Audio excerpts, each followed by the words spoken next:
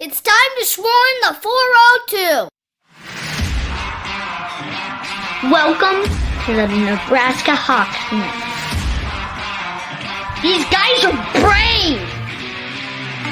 They're Hawkeyes living in enemy territory.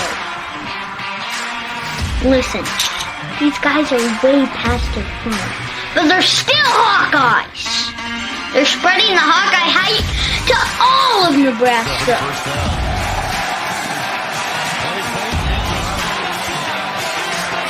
The frost advisory is canceled. Corn huskers, more like corn suckers. Are you ready for this podcast? Let's go Hawks!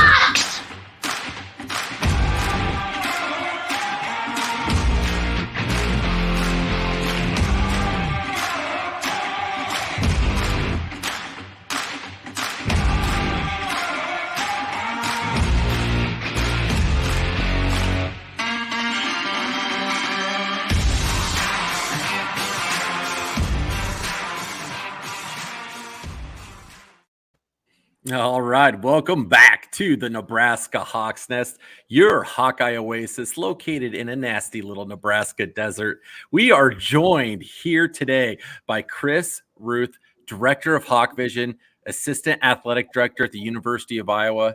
Sir, thanks for taking time out of your busy schedule. Got a game week going on right now. Got a big game coming up this Friday against the Fighting Turtles there in Maryland. Thanks for joining us. Yeah, of course, guys. Thanks for having me. Really appreciate it. So I need to start out here at the very beginning and tell you, Jerry, right here, the wise guy, is probably your biggest fan. Like if there's going to be a Cruz Rith fan club, Jerry would be the president.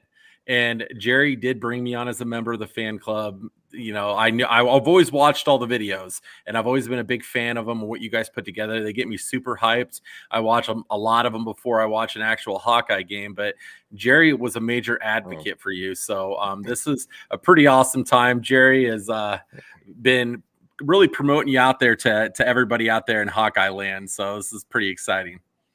I appreciate that. That's good to hear. Yeah.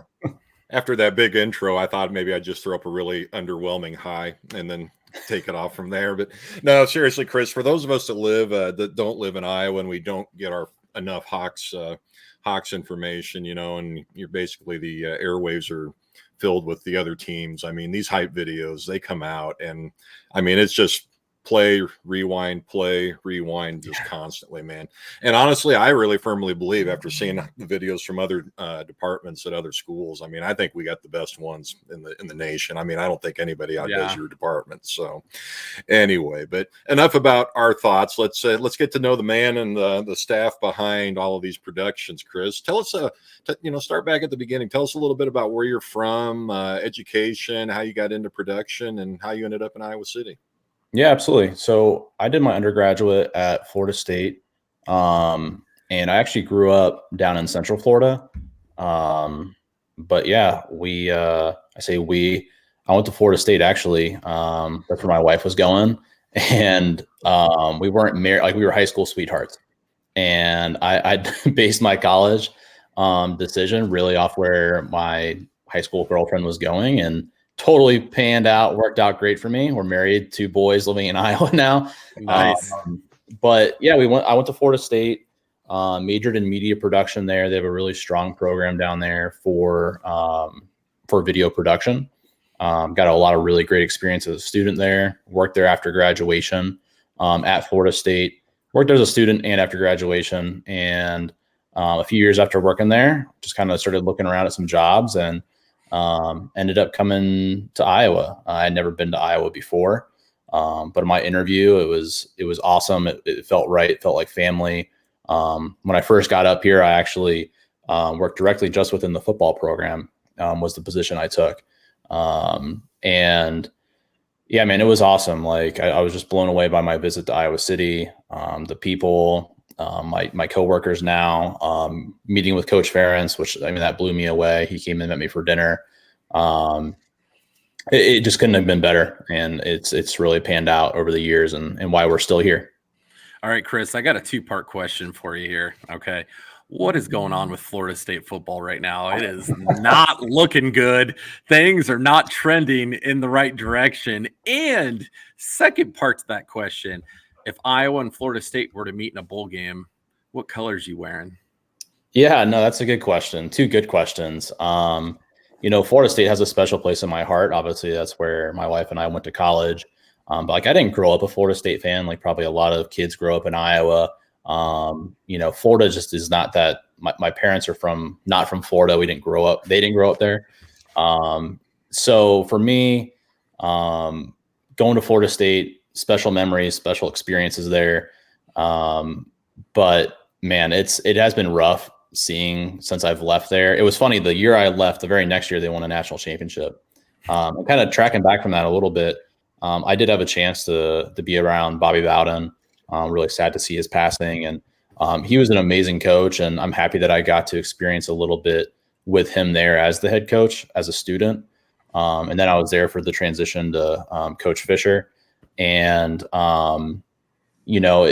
when I came to Iowa, though, it was like such a different culture of this coaching staff under Coach Ferentz.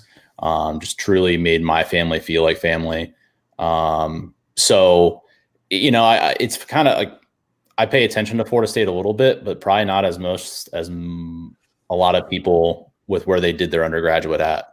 I'd like to see them doing better, obviously, but and I hope they can kind of get it back and going here. But it's rough down there right now.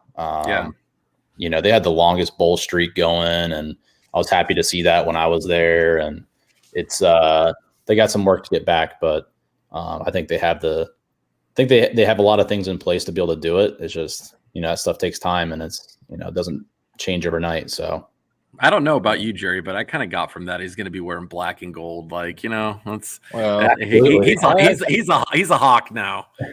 Well, I was just going to say we need to reel this back in because I don't want to talk about Florida State. Let's get back to the Hawks here. But before we get off the Hawkeyes, I want to kind of show for the folks at home. I want to share a screen here, and just when you're talking about your wife and how close you guys are, there was a tweet in our crack staff came up with that was just totally awesome. These guys don't get paid enough. Actually, nothing at all. But. My awesome wife got me a Llamagram as part of my 30th birthday. For those that can't see the video, you got to tell us about the Llamagram, Chris. I've never even heard of that. Yeah, neither had I. Well, neither had I. And this was during COVID last year. My birthday was May 11th, and I was turning 30. And obviously, like, the world is shut down. So my wife was like, what am I going to do? Like, I feel, she's like, I want to do something memorable or special. And it was funny. I was walking around my neighborhood. We moved recently in North Liberty. But in our old neighborhood, I was walking and I saw a llama in somebody's backyard. And I'm like, what in the hell? Like, how did somebody have a llama? That's so weird. Yeah. And then when it was my birthday and the llama showed up, I'm like, oh, like 2 weeks ago when I saw that llama in somebody's backyard. And I think when I told my wife about it, she's the one that pieced it together and found out that like a company in the area where you can go out to like this llama farm, but also like they'll come and like do like a petting zoo type thing. And it was really cool. We actually spent the rest of my birthday that day. It was like, we drove out to Madison County and drove around to some of the covered bridges and did some family photos. And it was a really cool 30th birthday still, like not what I would have imagined because, but from a family standpoint, it was a lot of fun and really cool from the llama to going and seeing the bridges of Madison County. And it was a good day. Yeah. Well, on that Twitter note, that's an awesome story. And on that Twitter note, though, too, I can't, we were telling Megan Gustafson how beloved she is on social media from Hawk fans, but I'd kind of put your work right up there second because that Twitterverse can get kind of nasty. But I have yet to see, when your videos come out, I have yet to see anybody come back and really offer anything too negative, man. So I think that speaks a lot as well because your Twitter account is so loved as well as the productions you put on. So I appreciate that. No. I think if anyone was to get negative with one of those videos, they'd have a lot of people knocking on their door, telling them to shut their social media down because those things are legit. Your wife sounds awesome.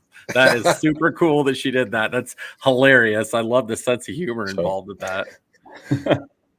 So one quick question of a personal note, and then we're going to move on to your the Hawkvision Productions. But the other question I had is, when you look up your Hawkeye bio on the website, all you see is a come and go ad. So has come and go been that predominant in your life? I mean, is that just saying that, you come and go has fueled your success, or are we needing to kind of beef up the bio a little bit? Are we working on another NIL deal already here? Like, no, I wasn't even aware of that. And we kind of switched website providers like a year or two ago. So I don't know if that's just something that during the transition, I'm sure on the priority list of what we needed done on the website that falls down. So I'll go and take a look at that. I had no idea. And being from growing up in Florida, to moving up here and seeing the first come and go gas station, I couldn't help but chuckle, of course.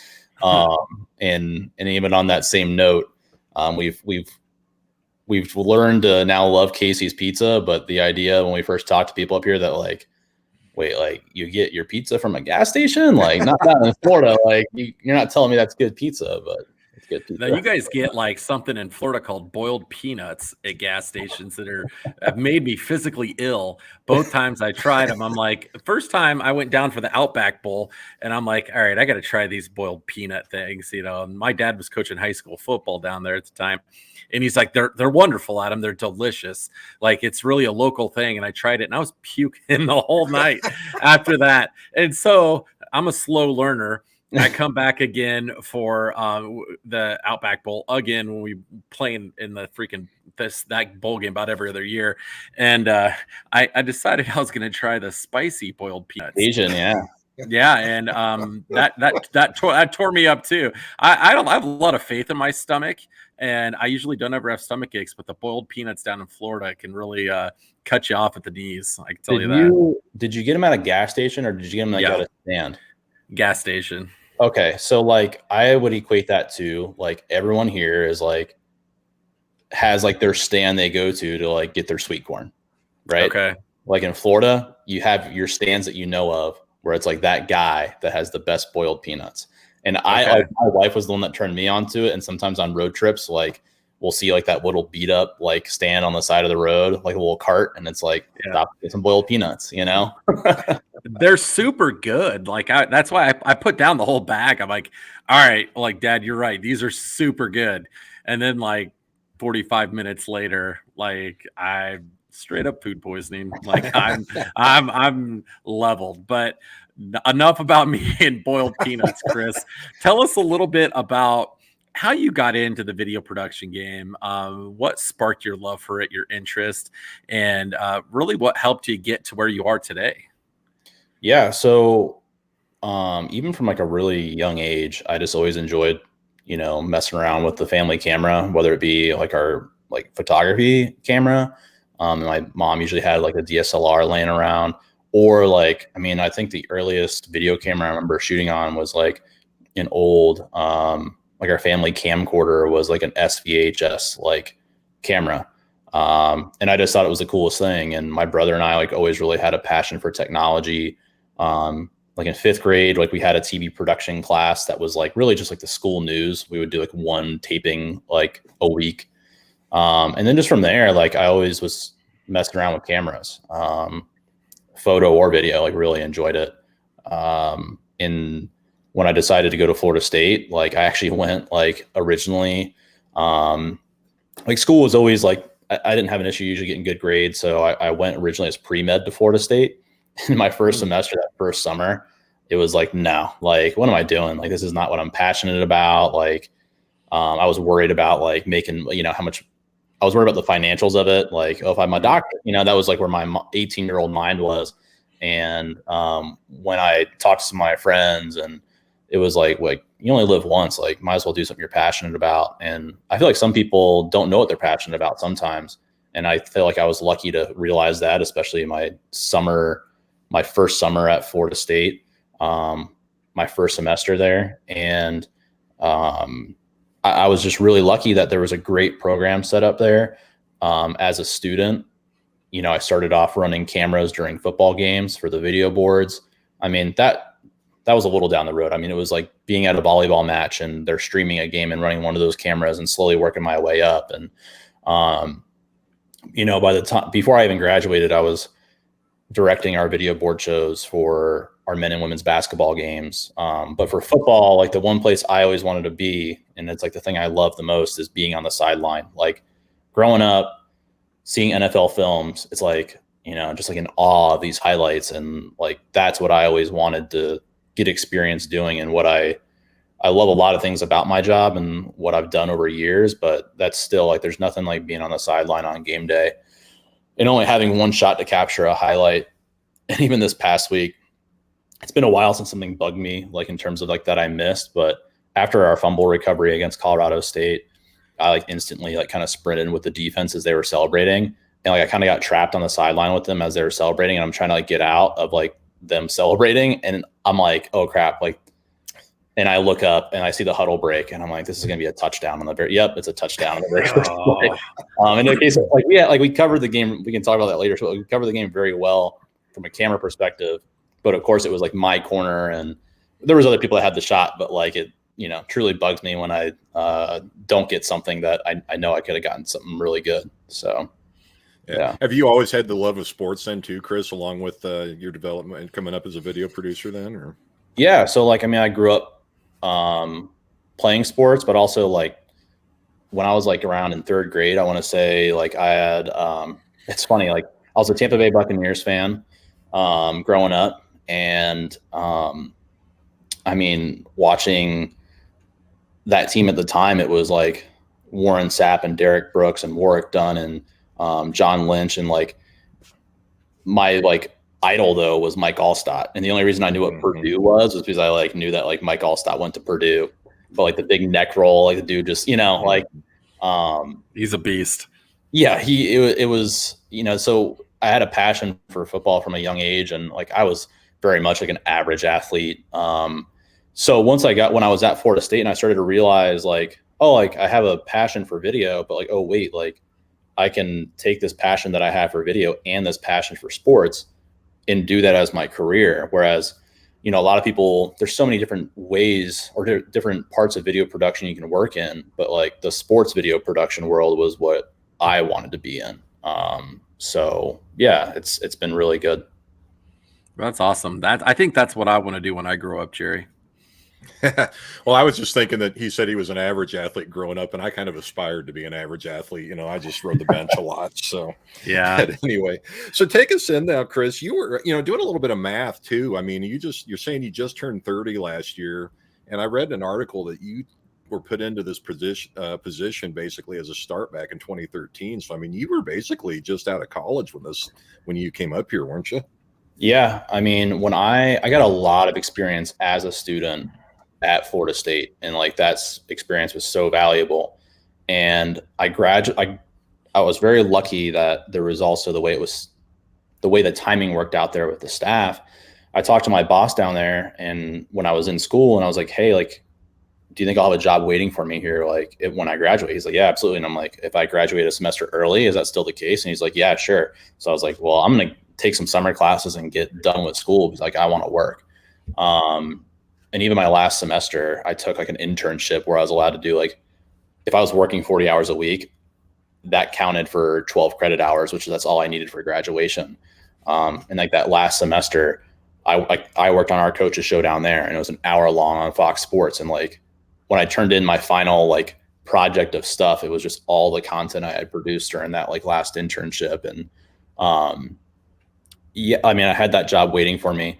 And at that time, I guess I was, like 21, I think about to turn 22. And then we moved to Iowa when I turned 23. My wife and I had just gotten married. We were waiting for her to finish her graduation at Florida State. And we always joke is like, we still haven't really been on a honeymoon. We joked that our honeymoon was moving to Iowa. Oh yeah. One of these times, we actually we talk about it a lot, like, and we kind of said 30th birthday, but then COVID kind of messed up all travel. So we'll still take that. It's definitely something that we need to go and do. So it's been been very lucky that I've had a lot of great opportunities and, been been able to take advantage of that at a relatively young age. Yeah, no, I don't feel bad. My wife and I got married last year, and we didn't get to go on a honeymoon either. So we're going to the bowl game this year, and that's going to be our honeymoon. It's so Nice. romantic. Yeah, I feel like who knows where we'll be, but it's funny. We've been to so many we've been to Tampa so many times since I've been here, realistically, which is awesome. Yeah. And it's a great bowl game, and it's close to family for us. But for some reason, at some point, we're probably going to hit Orlando. We haven't been there since I've been here, and hopefully we're in a playoff, but we'll see. One game at a time. So playoff for the Rose Bowl, but yeah, that's totally not the Iowa way to look ahead. We got to go one game at a time and focus on that. Absolutely. Chris, I wanted to ask you real quick about the creative process with the Heartland, the show that you guys do that comes out. It plays on the Big Ten Network. People can watch it on YouTube.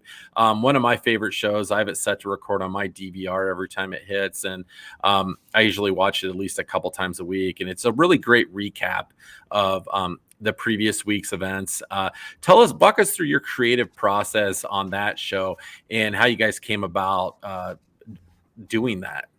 Yeah. So our original challenge was we were doing our coaches show, and coaches shows over some time here, you've really seen some schools still do them, and they still do them in the traditional format of having a coach come into a studio or shooting on the field with the coach after a game with their talent. And it's just kind of you get all that really at a press conference after the game, it started to feel like it really wasn't what we needed for recruiting. I don't think it was getting great viewership by fans. And I think you've seen a turn in video production departments in colleges from turning to being like a news gathering video department to being a more documentary or cinematic style of production. So it was like a lot of schools have just dumped their TV show altogether, and they're like, we're just going to focus on social media. Well, and like our challenge with that is like, obviously we have a lot of great sponsors that enjoy having TV sponsorships as well as part of their packages. And at the same time, we're like, if the exposure you're able to get on TV is still, there's a different market there than social media. So it was like, what can we do that crosses off, a lot of our boxes of, well, why can't our TV show be content that is good for recruiting? Why can't it also be shared on social media? Why can't it, why can't it accomplish all these things we want to accomplish?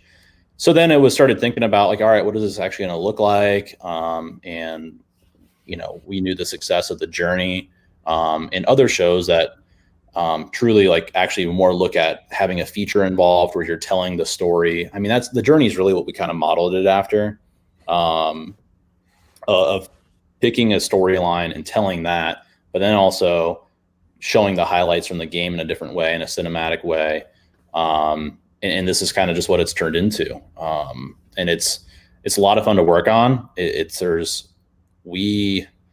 very challenging. We decide on our features and we kind of split those up amongst our producers, because a place like The Journey, and I know those guys well and work with them, and they're a great staff. And, but for us, we're working on that as well as still working on stuff for the video board. So we had to find a way to actually get this done from a creative standpoint in terms of just time. And thankfully, like our main producers, myself, Mike Moriarty, who really like heads up the editing in the show and making sure it gets delivered every week. And he does an awesome job with leading that, but he's a producer. Matt Nelson, Zach Grant, all of us are kind of the main producers. We have some students as well. And we divide up covering our features. So it's not one person doing that big story. I mean, it takes time to shoot these interviews. It takes time to get the B-roll. So yeah, I mean, that's really how we found a way to achieve getting that show done.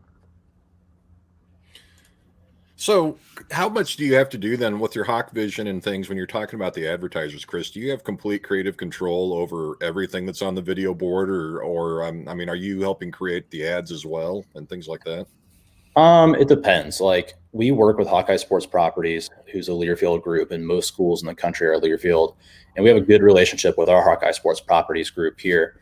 And we work together on what content we decide to sponsor. Some content we produce is not sponsored, but working together to find out at the end of the day, like we want something that looks good for us, looks good for our sponsor, and it's something that our fans want to consume. You know, when you don't achieve those things, that's where somebody's kind of losing in the situation. And like, you don't want that. Then it's just content that people aren't excited about. They don't want to engage with it. And then like, what's the point? So we do have a lot of creative freedom, and it's just a matter of us working with them together. They work more on the selling side of it. And obviously we work on the content production side of it. Okay. And we work together to have those ideas, you know, come to what they end up being. And the Heartland show is a good example from a TV and social standpoint. Video board wise, that's a little bit different, just because there's the whole signage aspect. You know, we have boards in there that we rotate signage on, and that's a whole other world in and of itself. So, you know, kind of into that reason I was asking is that kind of leads into one of our videos. I believe, Adam, you've got in there, you know, going back here a couple of years for that gold and bold release for the uniforms. It's the Nike swoosh is very much predominant. Adam, do you have that? And can we show that for the people at home?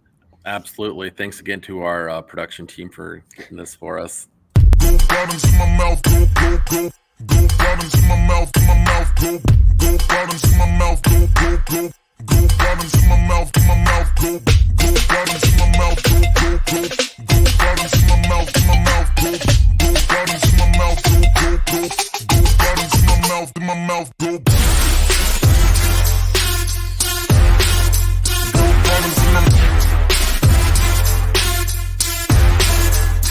bottoms in my mouth.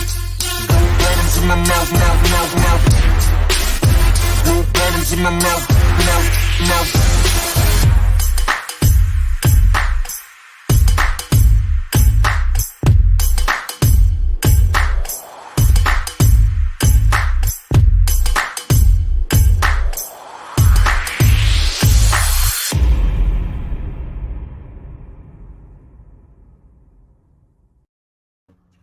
That's so sick. That is the coolest thing ever. That was one of my favorite projects that we've worked on. And that video piece in particular, that one, we did 2 video releases for that. That one was edited by Parker Dilley, and him and I worked really closely on that project and it wasn't just the two, but like that was a big project, obviously. Guys within football, like Tyler Barnes, were very involved in the design of the uniform and working with Nike, and Max Allen at that time was here. And, you know, when we found out about the uniforms and how closely we were working with a Nike designer on them, and how involved he was with communicating with us, and from pitching the idea of, you know, Parker and I was like, do we have an opportunity to fly out to Beaverton and actually interview the Nike designer? Because that was the initial release video that Parker worked on. And then later that day, a couple hours later, we released kind of like the behind the bold video that shows the guys reacting on the iPad. Because like the guys for the video shoot, they hadn't seen the uniform, and we had them look at it on an iPad for the first time before going and get the uniform on and being part of the video shoot. And we went out literally to the Nike campus, it was just Parker and I flew our gear out there and talk. Like, that's one of those things that's just like an incredible experience. Of course, to have the ability to go film something like that, but just to be there to experience it too. Yeah. The Nike designer, he was so cool to work with. They gave us a tour of the Nike campus after. But it was so cool to be able to actually fly out there, interview with him, and kind of get a little, we only used a really small portion of it for the video. But I felt like it was such a big deal, such a big uniform release. And when we knew that some people, like, those were the most loved and most hated uniforms of Iowa football history, it feels like, or something, they're so polarizing to people. And so it was just an important one to tell the right way. And it was a lot of fun to work on.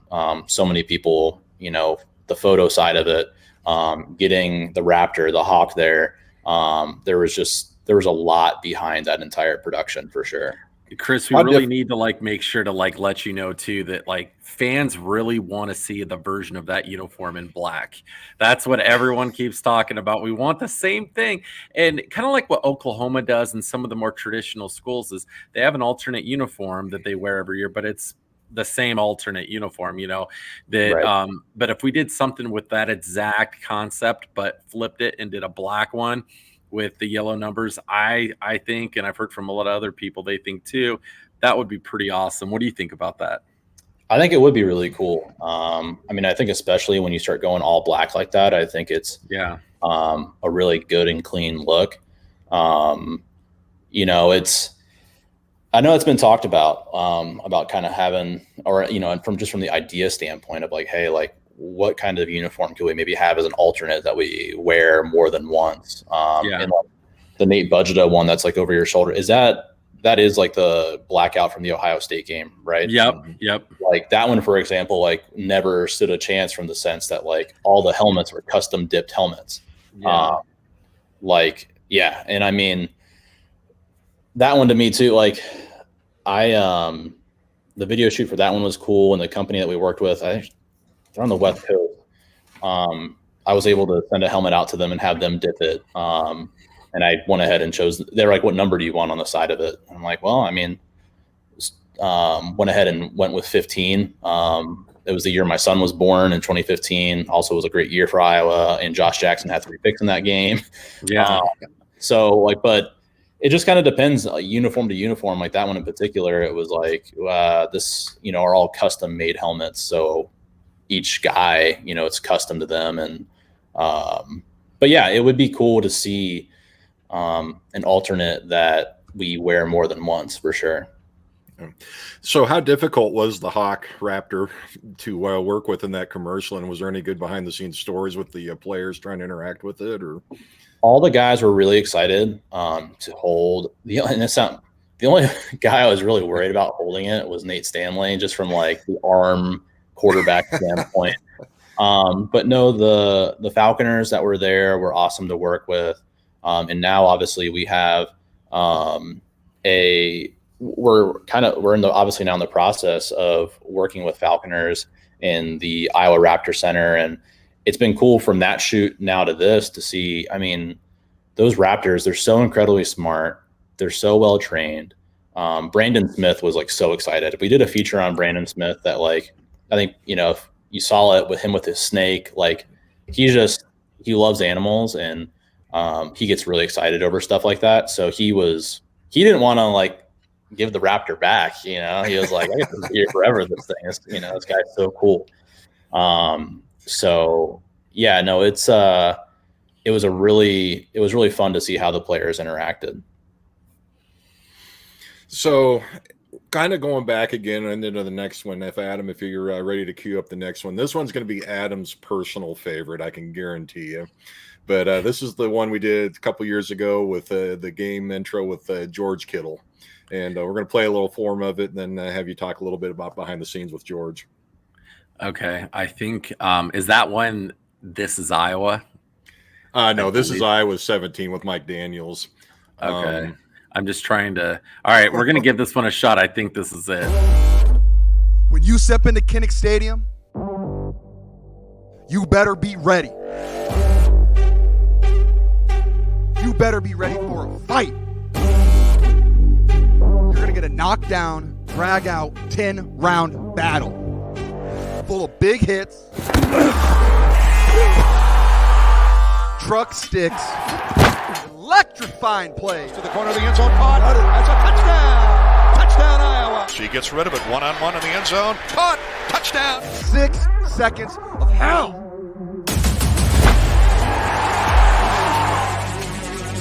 Where Giants have fallen. Picked off. Pick six to start the game. And haymakers thrown. Beathard has time, throw. Caught. Touchdown, Iowa. George Kittle has his second on the day. And the final knockout has been delivered.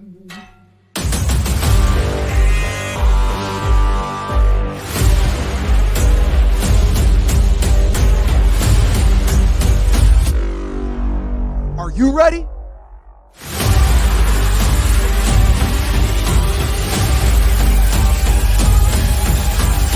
Here we go!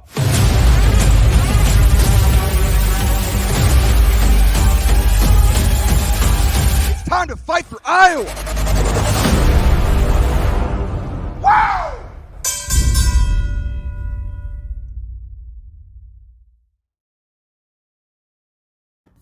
Kittle always gets everyone hyped so easily.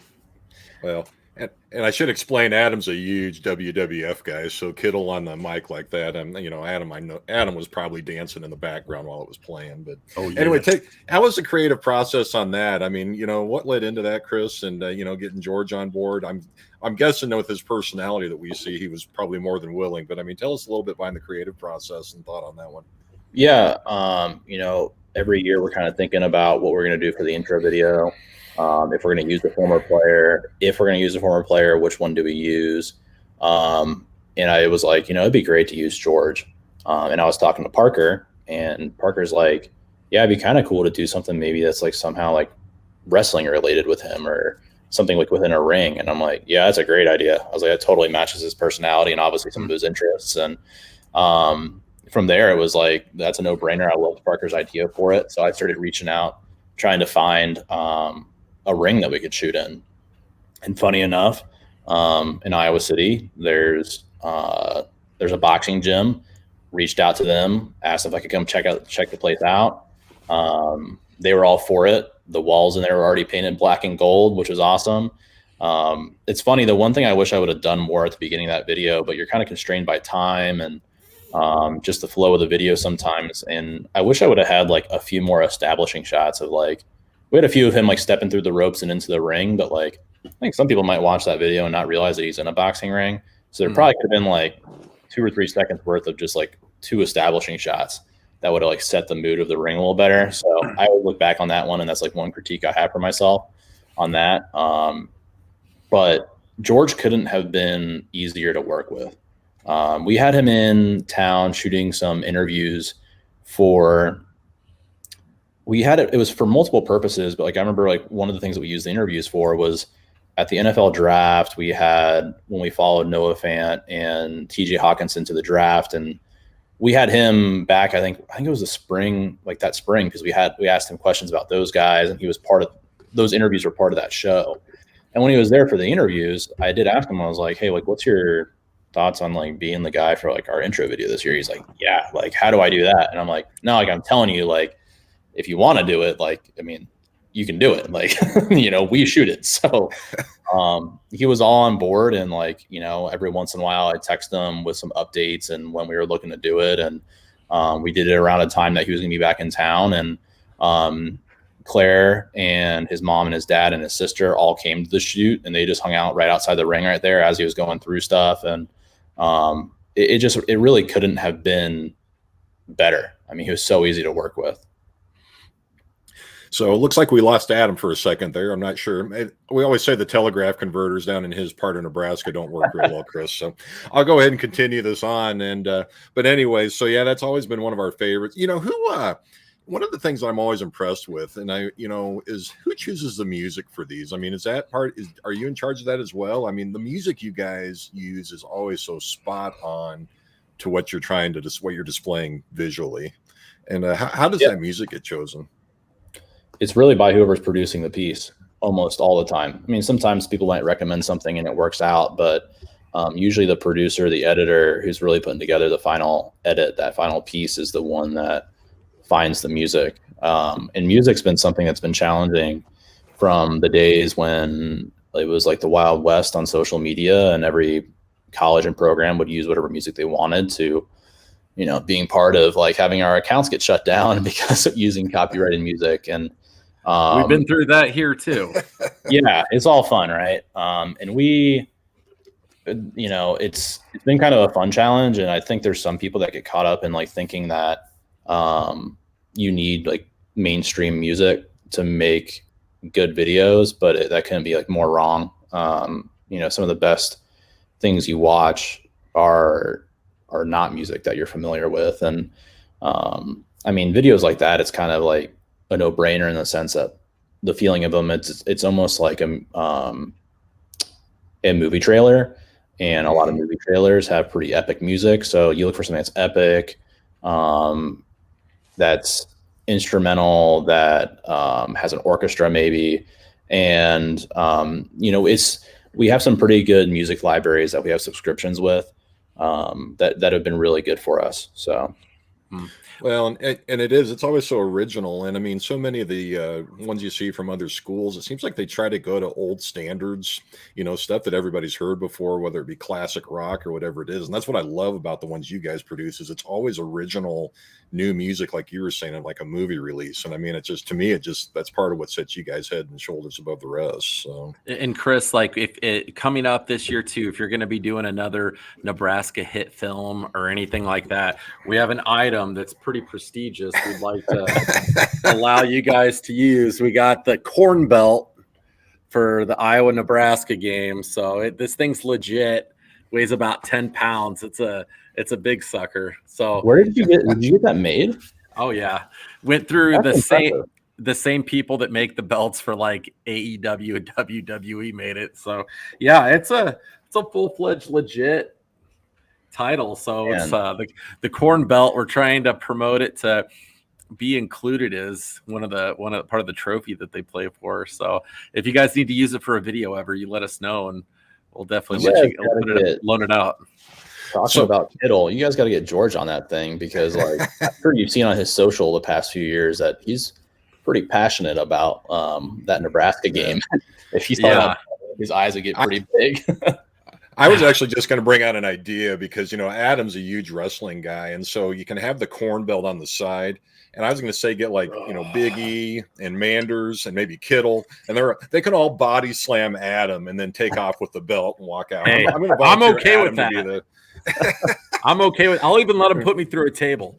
I'm totally okay with it. But yeah, we haven't been able to get in touch with George. We've tried, and it's it's not easy. Gone through the 49ers and tried a couple ways, and so we haven't been able to do that. But if we could ever get George on, we'd love to.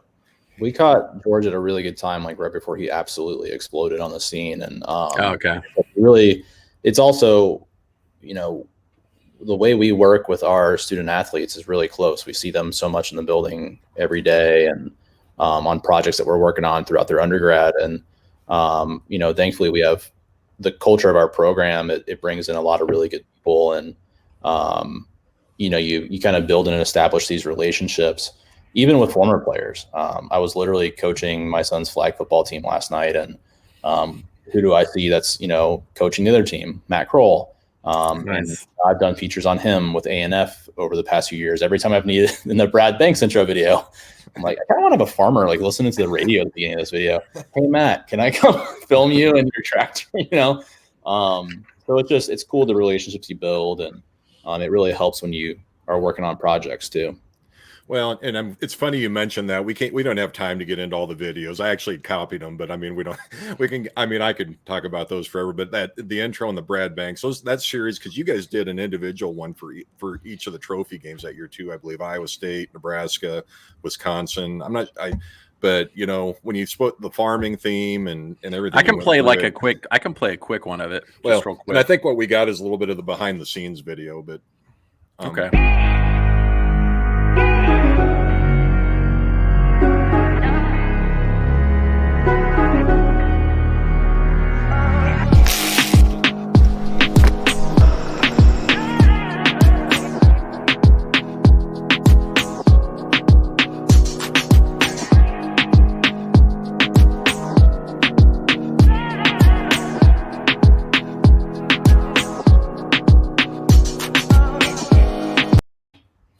Just to see that kind of stuff is very cool.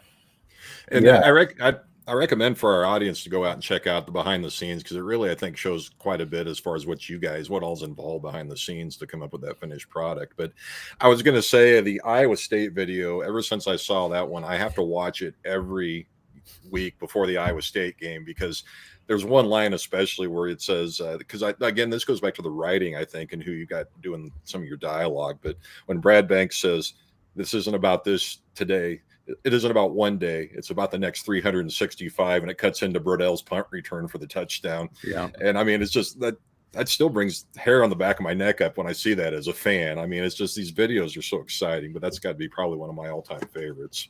But how difficult? So like somebody like Brad Bankson, how difficult was that to bring him in, to get him in the fold? So I believe he's living in Florida now, isn't he? Or but at that time he might've been living in Wisconsin, I want to say. Oh, okay. Maybe I'm wrong. Around the Milwaukee area. I know he's from Florida. And the thing that makes that part a lot easier is when you have a coach who's been somewhere for so long and is still the coach, like when you reach out to like legacy players or players like from, years back, they come back on a decent amount anyways. And we have people on staff that still talk to them routinely. So like with that, it really wasn't that hard. It was honestly just shooting him a text and seeing if he'd be interested, and getting him into town. And he, again, like Brad was awesome to work with, and it was we don't always do behind the scenes videos like that. Like honestly, like most of us video guys like kind of hate it because like we don't like seeing ourselves on camera, and like we like being behind the camera. But we know it's a cool look for the fans to kind of see that element. And we actually, at that time, it was a student, Matt Little, who shot that and did an incredible job with that. And he was down at NASCAR, and then he was at Arizona State. And actually he starts back here on Monday, which we're really excited to have him back. And we've had other students that have gone on to, their next stuff and their sports, video careers. And that's just what it made me think of when I saw that. It's cool. And you talk about Iowa State too. And it's funny, I was sitting here with my wife the other day back on the couch, and I was like, what's funny is like, Devlin was born in 2015, and I was like, he's never seen Iowa lose to Iowa State. That's pretty awesome. Like, hopefully we can keep that going for a while, Yeah. Or Nebraska. We got to keep that in mind over here too. So, yep. Yeah. And let's keep that going for a while. So, but saving the best for last, Chris, how much of a sacred cow, we'll call it, is the tunnel walk and the Back in Black and the Enter Sandman, the tunnel walk, and then the swarm? I mean, is that just something that's so tradition laced that you just don't really want to touch it or do too much with it? Or, I mean, or how do you treat that behind the scenes, in your position?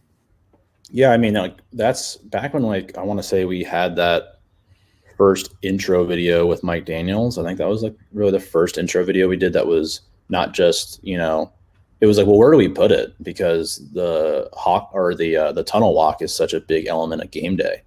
And it was like, well, maybe we really try and have this video end, and right when it ends, like the doors open and just coach and the players walking out. And it ended up working. It's worked really well. And yeah, like that from like our production standpoint too, like our video board crew, Trisha and Jim on the Hawkvision staff, they really coordinate our video board. And the crew that has a camera, I'm usually beside him, but he's operating the one that you're seeing on the video board. He's walking backwards as our football operations director, Fed, has a hand on his shoulder to make sure that he's like, because he's walking blindly backwards down a tunnel for like 70 yards, like, and somebody, people are pulling the cables, and it's an operation, but it looks awesome on the video board. And obviously the swarm has, been a tradition at Iowa that, whenever you bring players back, they always talk about it. And yeah, I mean, it's a huge moment of game day, and something that I think will always be special to game day. Do you even want to and that's kind of, I guess, too, what I was wanting to find out is that just such a thing? It seems like it's been very similar for a long, long time with the truck and the opening and everything. And I mean, is that just a thing where it's like, okay, that's our tradition, we just leave it alone, we're going to stick with that? Or do you ever try to do any tweaks or anything on it? Or we've recently talked about it a little bit, but it's something that we'd have to have like a lot more discussion on, just from the standpoint of, we want to do what would, our players would love and what they find exciting. And we want to do what we think our fans love too. And sometimes when you mess with things like that, you can really upset a fan base. But those discussions happen. And, as we haven't done anything with it yet, but I mean, you never know, like down the road, we could potentially look at making tweaks or changes. But, as of right now, we love what we have there. And but it is something that has been talked about and gets talked about at times. It would have to be, it would take a lot of discussion and we'll see. Yeah. What we have right now, I think is cool, but I always thought too, with the whole break the rock thing that we do, like if somebody came through with a sledgehammer and like, hit the, broke a rock or something like that right at the beginning, it really fits the theme of what we do. We're going to pound the rock until we eventually break through and run for it. So I thought, something like that someday would be pretty cool, but definitely what we have right now is no slouch. It's very, very cool as well. Yeah, we have some other ideas that we'll see if they come to fruition and whatnot. But if they would, I think it'd be pretty exciting for the fans and for that, anything that can add to that game day environment. So yeah, yep. Yeah. So, kind of the last question I wanted to ask you, Chris, is, Coach Ferentz has made a joke about how he's not really much of a social media guy and things, but how involved is he in your creative process when you do these things? Or is he just interested in the final product when you get done with it? Or, what's his role in your productions? So Coach Ferentz, he is not a micromanager. And when I was at Florida State, a lot of my videos would get reviewed by coaching staff. And sometimes that was really challenging. And, I come here to Iowa, and since I've been here, and I think everyone would say the same on the creative staff, we have Coach Ferentz is focused on football, and he's focused on his athletes in that coaching element, but he also really understands recruiting, the video side, the photo side, the creative side, the impact that has on our fan base, but like he knows that's not his wheelhouse. So he hires people that he knows are good or great at it. And he gives you the trust of, hey, like I hired you for this reason. And I want you to be the expert at it.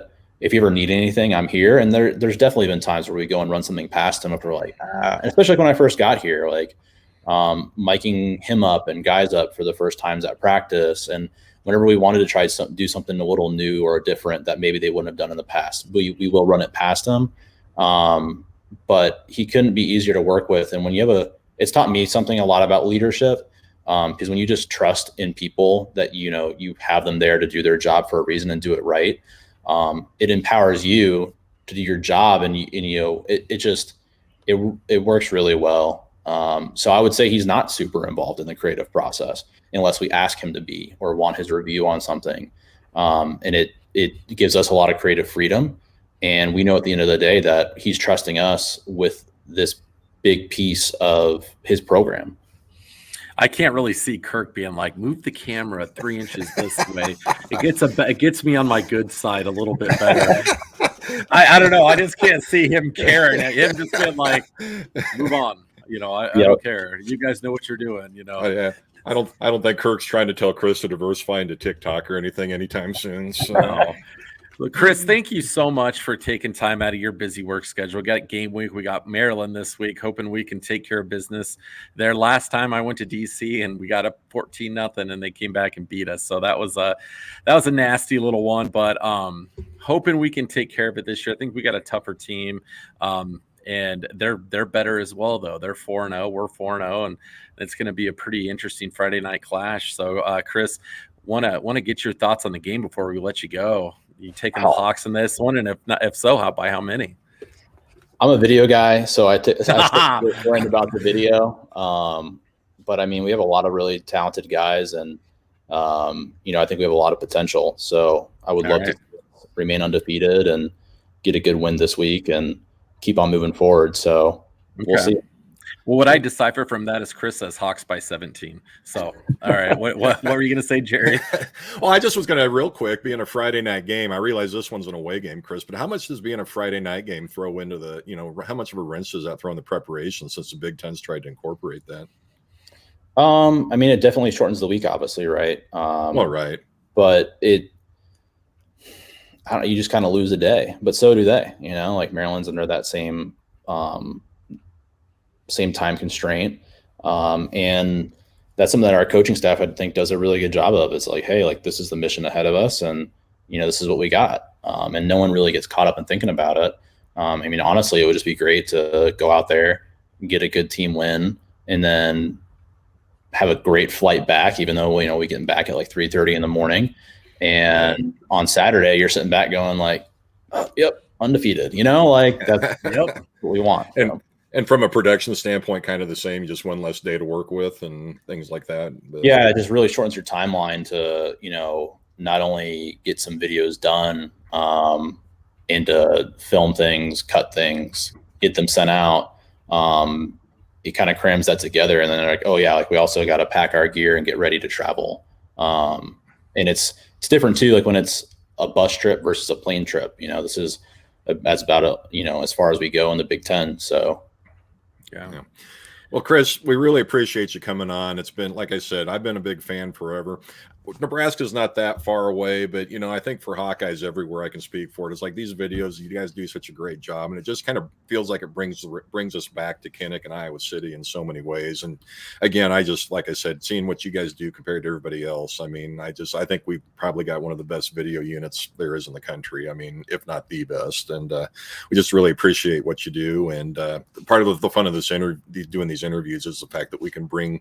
There's so much production that goes on behind the scenes of these games, and it's just fun to talk to guys like yourself and Greg Morris and people that everything that goes into making these events and making these experiences for the fans. So thanks for everything, all your hard work on everything you've done. Thanks so much for having me, and I appreciate all that. We strive to try and be the best video department in the country, and we have a great fan base with we have a lot of culture and tradition at Iowa, and that makes it easier, but it also makes it a lot of fun to do what we do, and we feel very lucky to have the jobs we have to do it. So all right. Well, Jerry said it perfect. I can't really add anything to it. He nailed that one on the head. So Chris, thanks again for coming on. We genuinely appreciate all the work that you guys do. Really helps guys like Jerry and I feel connected to the program when we're so far away, and I'm sure Hawk fans all across the country feel that way. So your work is very much appreciated. Keep it up, and we always end it with a Go Hawks. Go Hawks. Go Hawks, baby. Go Hawks.